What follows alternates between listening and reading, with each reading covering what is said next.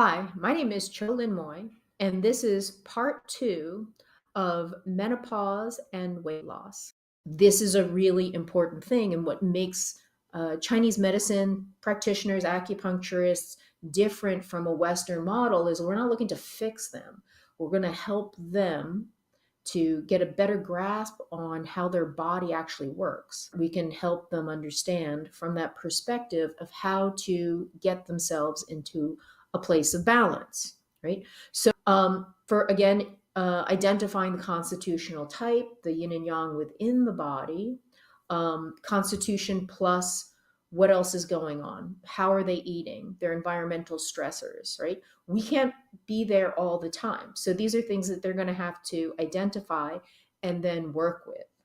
Um, so, so body and fluids are really believed to be derived from food and drink, and they serve to nourish and warm the muscles and the skin and lubricate our joints, right? And they also surround our brain. So this is really like something to not just address with herbs, but really incorporate dietary recommendations. So I just want to give like an example of one of my patients. She's 52. I actually treated her 20 years ago. So I really know what her constitution was when she was younger. Was a very, let's say, lung, large intestine, stomach, spleeny type. She had chronic constipation, a lot of weight on below, right? She was, and why I say lung, large intestine is she emotionally was dealing with like trauma from her childhood, like grief, loss of a parent, and then also like holding on to things that weren't really true, but as a child, she believed them. And she was also very damp because she had like a lot of squishy fluid. So recently she came to see me, and after having kids, and then she had moved to the south, very damp and hot where she was, which was not great for her constitution. So this is also, we look at seasonally, you can figure out someone's constitution also, like how they are seasonally. What do they prefer? How are they're a lot better. Some people are perfectly fine in 100-degree weather and 90% humidity.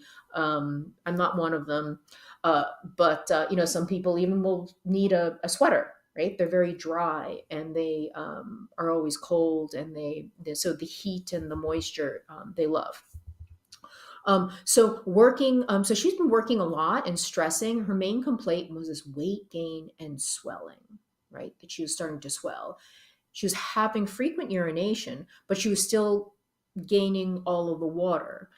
So she, was working a lot, high cortisol, overall not getting enough sleep, and especially at night. This is this circadian rhythm, and again, going back to women have a cycle, men too, right? If men don't sleep at night, it actually really affects their fertility and their sperm production. So we are creatures that need to be much closer to nature. So when someone's not sleeping, then we know that that's also they're off balance. And so strategy, because she's in menopause, I was looking, both her yin and yang were kind of diminishing, though not at the same rate. So lots of water in her body. Am I thinking kidney? Yes, because of her adrenals, right? And also that the Jing is depleting and her constitution. But also from a five elements perspective, the water is not nourishing the wood. So she had this liver deficiency, right? Because liver is involved with the blood. It's involved with the uterus reproduction. It's responsible for the smooth flow of chi and blood and our emotions. So really, the strategy was like, okay, how can we address this simply, right? Because when the body is in a state of fluctuation, you want to have a clear direction to the body. So The more complex a person's symptoms, then the more simple you want the treatment to be. So the first order is, how can I bring this person into balance? How can I help them so that then their body is going to heal, they'll balance out, and then they'll get stronger and they can at the same time make adjustments. So in terms of, let's say, the strategy with acupuncture, so this is where we're looking at what methods do we have. We have food, we have acupuncture, we have herbs, we've got some cupping. We're checking constitutionally and where the person is. We have teas as well. Okay, so in terms of the strategy for this person, and I think this is something that is, no matter what, you're not going to do any harm with somebody, is to look at source points and also shoe points. So for this patient, really my focus was, spleen, like spleen 3, liver 3, large intestine 4 combination, like kind of get things moving. Adding in spleen 9 or 7 for all the dampness, CV9 for that fluid, so fluid accumulation. Also daimai, right? Because a lot of the fluid was below, so kind of like sitting in water. Kidney 7, which actually goes to daimai. So really, and then according to Kiko Matsumoto style, really like looking at stomach chi, which is, finding the points, and that's around stomach 36, 37, 39. So really like looking at the stomach, the large intestine, small intestine, because we are looking at digestion, right? Now, in terms of food, warm foods, for someone who has the damp, we want warm and kind of like gentle dispersing. So I always think of something like a little bit of cinnamon, so that actually increases a little bit of the peripheral circulation, and it's actually warm. It's also great for someone who might have difficulty with sugar metabolism, and maybe even pre-diabetic. That's actually something that can be incorporated, right? In addition, looking at excellent probiotic. With your patients, you also want to look at dietary adjustments. These are absolutely a must. And a kind of detoxification support, whether it's lymphatic, some different kinds of foods to clear out, to help the system release metabolic waste, let's say. And also, oftentimes in menopause, with lower estrogen, there's an increase of what is known as the non-alcoholic fatty liver, which means that there is this weight gain because the liver is not able to process, right? So everything gets backed up. In terms of formulas, basic formulas, I like ones that are less than 10 ingredients. And again, because we're looking at the perimenopause, menopausal state is in fluctuation. So it's not that stable. So you start adding a lot into the mix. Then what happens is that you're sending mixed messages. So better to go simple. I love like Jawe Shayo-san, right? The Shayo-san, for someone who has a spleen, like kind of worrying type of personality. Gui Pitong or Swanzao Ren. Again, for yin and blood deficiency, and this is this recent research with Yi Wei Tong and Shashen Maimen Tong, which are very close. It's actually used for premature ovarian failure they're looking at. So it also gently nourishes the yin in the blood. And so nothing wrong with, possibly adding those formulas if you know your patient and you also know herbs, right? So we don't want to just give herbs based on formula. Based on a protocol only, right? We need to do a good diagnosis. Okay, so in terms of food and diet, I cannot emphasize more. This is where the gold is. Your patients absolutely must make changes. It's really, if they're not willing to do that, then it's um, you're constantly battling, right? So things like eating fresh and organic, primarily plant based, because it's a lot cooler and nourishing. I didn't put it in the list, but in season, right? And this is also a way to be in the cycle of the season and also have the body go with the season, right? And also the food is much more nutritious because you're going to because it is actually going to have a higher nutritional value to it, right? Um, no diet drinks or artificial sweeteners.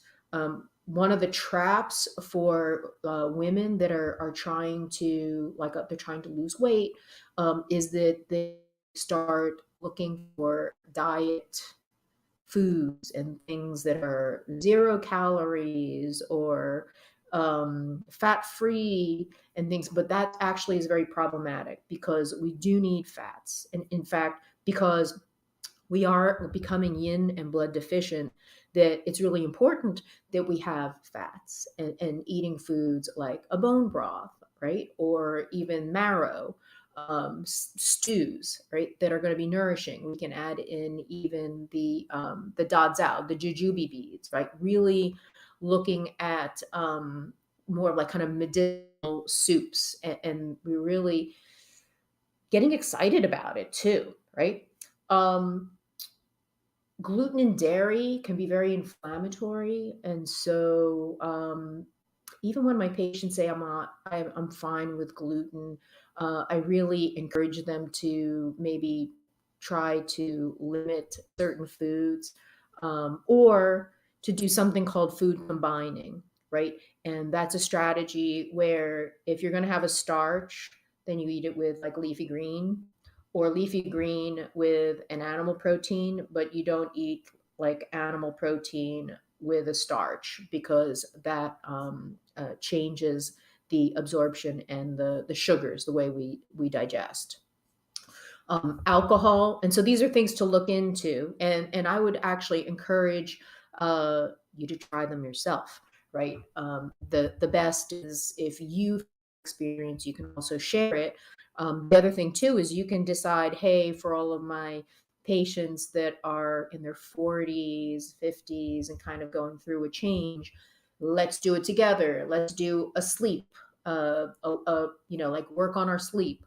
Let's work on eating more vegetables and fruits and stuff, and really come up with recipes and stuff to get involved. I think if you're involved with your patients and you're excited about it, that you're going to have a better outcome for them. And always the idea is to kind of teach them, right? Alcohol, preferably none. Alcohol is not good.